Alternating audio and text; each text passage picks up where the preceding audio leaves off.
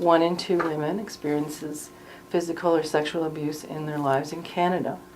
And people don't believe that. They can't imagine that. Years ago, there was a thing, and it happened in Parliament, where there was a report on the status of women, and this discussion at the time, the stat was 1 in 10 women experience abuse in relationships in Canada. And all the MPs started laughing.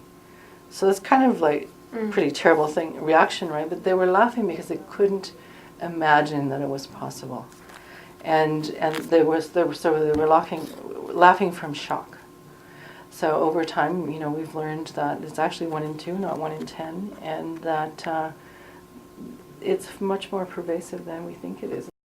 The way I understand rape culture is that our culture, or any culture that appears to condone rape, to allow it to exist, to not really get too worried about it.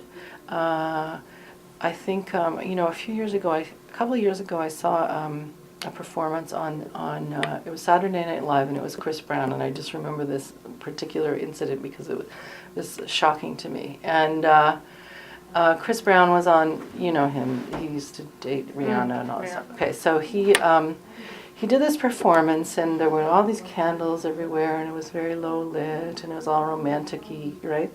And then I started listening to what he was singing, and he was singing about how hard he was going to, have sex with her, and how he was going to make her scream and other stuff. And he never said, you're so pretty, or I like you, I want to, connect with you, or nothing. There was absolutely no human relationship in it. It was all just about this, could have been 2 dogs in the street, right? And I was like, wow, that's so weird that he's doing that. And I mentioned it to some young ladies I know the next day. They were about 19, something like that. And I said, and they said, well, that's how it is now, miss.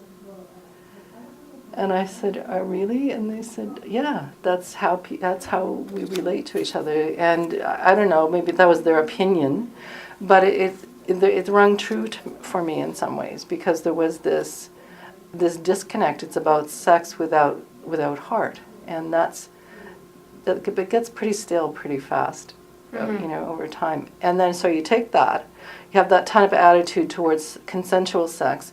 Then where are you going to go with rape, right? It's like, well, it's just a thing you do. It's a way of expressing. I've heard guys say that they have to rape because our culture is so sexualized that they have to, they just have to loosen their sexual tension. That's their excuse for rape.